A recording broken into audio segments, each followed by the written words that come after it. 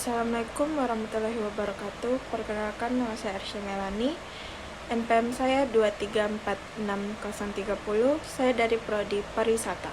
Di sini saya akan mempresentasikan tentang wisata tragedi. Wisata tragedi atau yang disebut dengan dark tourism adalah perjalanan wisata yang mengacu ke tempat-tempat di mana pernah terjadi kematian, bencana, maupun kekejaman. Adapun istilah lain untuk wisata ini yaitu black tourism, wisata kelam, grief tourism, wisata duka, dan thanatourism, wisata kematian. Tempat di mana pernah terjadi kematian, bencana, ataupun kekejaman itulah yang dapat dianggap sebagai tanda atau penanda penting dalam sejarah lokal, nasional, maupun kemanusiaan.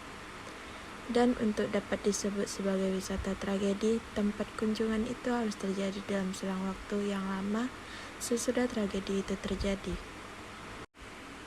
Adapun contoh umum yang masuk ke dalam wisata tragedi yaitu Auschwitz, Polandia, peninggalan kamp konsentrasi Nazi.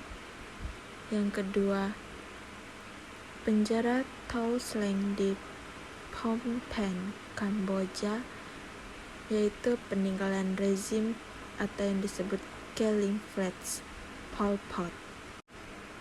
Yang ketiga ada Hiroshima dan Nagasaki di Jepang, tempat bom atom Amerika dijatuhkan.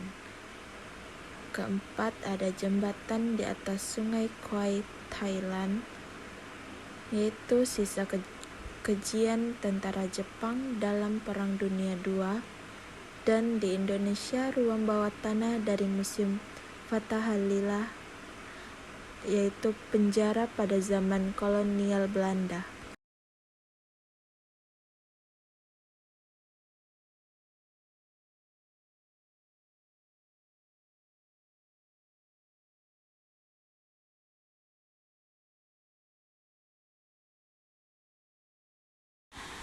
Kontroversi etis di wisata tragedi dikarenakan dua hal.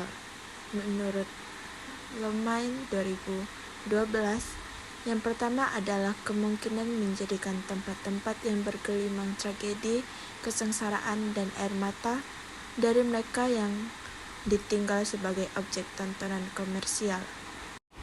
Wisata tragedi merupakan disnifikasi dari tragedi dan oleh karena itu tidak etis, kata Lomain. Menurut Stone and Sharpley pada tahun 2008, wisata tragedi dapat membuat para wisatawan sadar akan sejarah, dapat menghargai pengorbanan generasi dulu dan belajar dari kesalahan-kesalahan masa lalu. Yang kedua, wisata tragedi membuat prasangka ideologi yang menentukan situs mana yang harus dijadikan objek wisata, atau situs lain yang menjadi tempat tragedi yang tidak kalah signifikan tidak dijadikan objek wisata.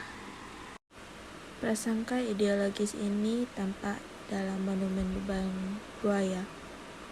Dalam hal ini pengetahuan sejarah ditentukan oleh kekuasaan.